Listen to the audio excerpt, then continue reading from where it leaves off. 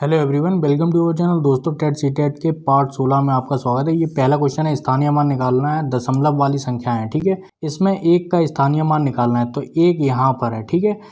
दशमलव के इधर कोई भी संख्या नहीं है, ठीक है। तो दशमलव के राइट साइड में जो भी संख्या है उनका निकालना है। कैसे निकलता है देखिए, अगर एक का निकालना है, ठीक है, तो हम लोग क्या करेंगे, इसके आगे क्या है, एक संख्या है, ठीक है। कोई भी एक संख्या है इसके आगे, उसको हम लोग बना देंगे क्या, जीरो, ठीक है। और यहाँ पर एक आ जाएगा और बगल में ये पॉइंट आ जाएगा, ठीक है। अब यहाँ पर आ जाइए, अगर मान लेते हैं यहाँ पर 5 का आपसे पूछ दिया जाता, तो एक का तो ये आ गया, ठीक है। 5 का पूछ दिया जाता तो क्या होगा, देखिए 5 के नीचे 5 लिखो, 5 के आगे कितने जीरो हैं, 1 2, यानी कि 2 अंक हैं, यानी 2 जीरो, तो 2 जीरो लगा देंगे और दशमलव की जगह दशमलव लगा देंगे। तो 5 का स्थानीय मान क्या हो गया, ये हो गया। अब 9 का देख लेते हैं, 9 आगे कितने, 1 2 3, 1 2 3 और फिर दशमलव, ये 9 का स्थानीय मान आ गया, ठीक है। कोई सा भी अगर स्थानीय मान पूछ दिया जाए तो आसानी से आप निकाल सकते हैं, ठीक है। अब हम लोग दूसरा वाला क्वेश्चन देख लेते हैं। तो 5 का स्थानीय मान निकालना है। 5 का स्थानीय मान कहाँ पर है, दशमलव के राइट हैंड पर है। इसका स्थानीय मान भी सरल होता है, ठीक है। तो इसका स्थानीय मान नॉर्मल तरीके से निकलेगा जैसे निकलता है, ठीक है। जैसे इसका 2 हो जाएगा, इसका 60 हो जाएगा, इसका 300 हो जाएगा और इसका 1000 हो जाएगा। और 5 का स्थानीय मान पहले वाले सवाल जैसा निकलेगा। देखिए यहाँ पर जीरो का स्थानीय मान जीरो ही रहेगा, ठीक है ना।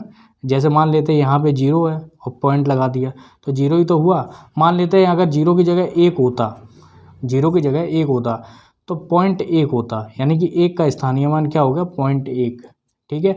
अब यहाँ पर क्या है, 5 है, 5 का स्थानीय मान पता करना था, तो यहाँ पे 5 लिखा, इसके पहले कितने अंक है, एक अंक है, इसके पहले क्या है, दशमलव है, ये आपका आंसर हो गया। ऐसा अगर आपके सामने कभी सवाल आ जाए तो समझ लेना कि हम लोग को क्या देखना था, यहाँ पे ये संख्याएं देखनी है। ये प्राकृतिक संख्याएं हैं, ठीक है, सारी सारी लगातार आ रही हैं, एक से शुरुआत हो रही है तो प्राकृतिक संख्याएं हैं, ठीक है। अगर कोई सम संख्या होती, सम सम सम, अगर कोई विषम संख्या होती, विषम विषम विषम, तो उस हिसाब से सूत्र लगता।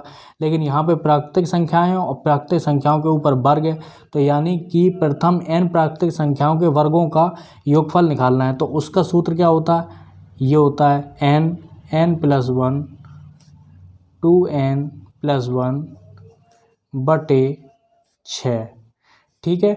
यहाँ पर जो हम लोगों का जो n है वो क्या है, वो 10 है, तो n की जगह हम लोग 10 लिख देंगे।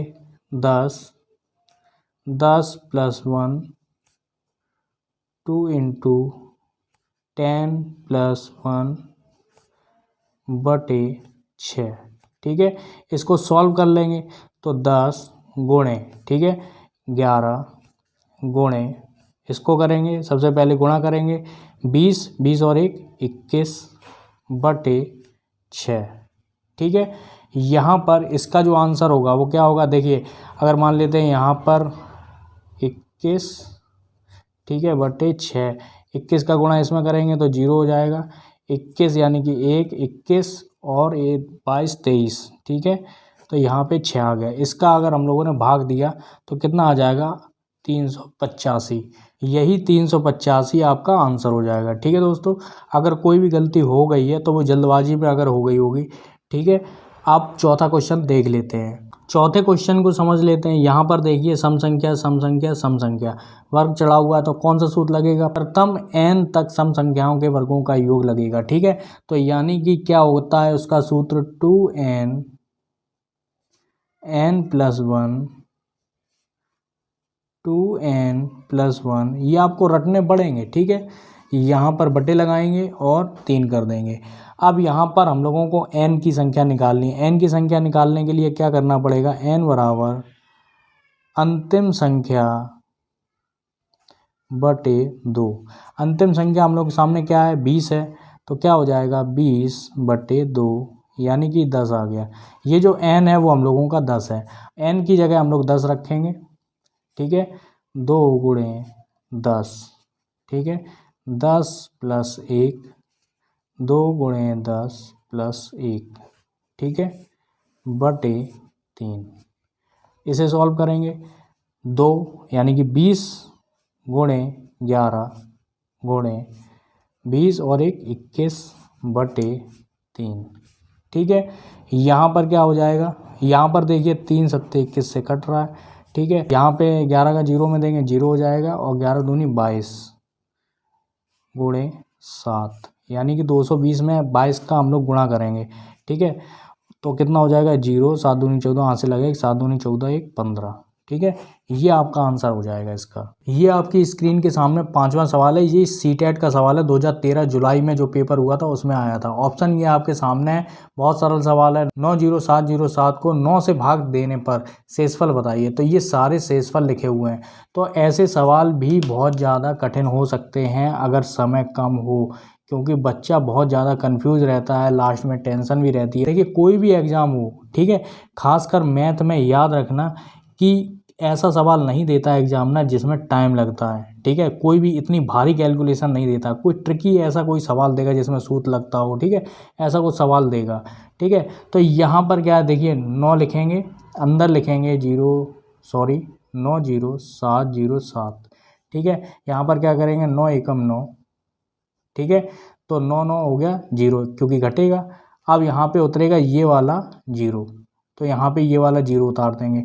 तो लेकिन इस 0 का कोई मतलब ही नहीं बैठा। ठीक है, अब जब मतलब नहीं बैठा तो हम लोग ये वाला 7 उतारेंगे। ठीक है, 7 उतारेंगे। जब हम दूसरा वाला 7 उतार देंगे तो वहीं 7 उतारने के लिए यहाँ पे 0 आएगा। ठीक है, अब 9 का 7 में जाएगा नहीं, तो क्या करेंगे एक और संख्या उतारेंगे। ठीक है, जब हम लोग एक और संख्या उतारेंगे तो फिर से यहाँ पे 0 आ जाएगा। ठीक है, अब यहाँ पर क्या करेंगे 9 सत्ते कितना होता है 63। ठीक है, 9 सत्ते 63, 70 में से 63 गए, कितने बचे 7 बचे। 7 और 7 ये आ गया, 77 में देंगे भाग, 9 अट्ठे 72।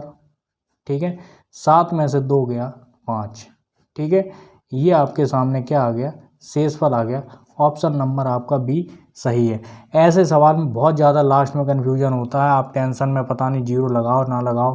ठीक है, एक यहाँ पे गड़बड़ी होने से आपका यहाँ पे नीचे आंसर ख़राब हो सकता है और टाइम भी बर्बाद हो सकता है, फिर से आप भाग देंगे, दोबारा भाग देंगे। ठीक है, ये उन लोगों के लिए मैं बता रहा हूँ जो ज़्यादा हेडेक लेते हैं जब पेपर आपका होगा सामने। ठीक है, बहुत ज़्यादा टेंशन में हो जाते हो, तो बिल्कुल माइंड फ्री पेपर दीजिए। देखिए भाग तो सबको ही देना आता है, बस ऐसे भाग की जो परीक्षाएं हैं ना वो ऐसी टाइम पे आती हैं क्योंकि आपके दिमाग को एग्जामिनर समझता है कि आप प्रेशर में भी अपना काम अच्छे से कर पाते हो या नहीं कर पाते, इसलिए ऐसे सवाल आते हैं। तो अगर आपको ये वीडियो अच्छा लगा है तो लाइक करिए, सब्सक्राइब करिए। पूरा वीडियो देखने के लिए आपका बहुत बहुत धन्यवाद।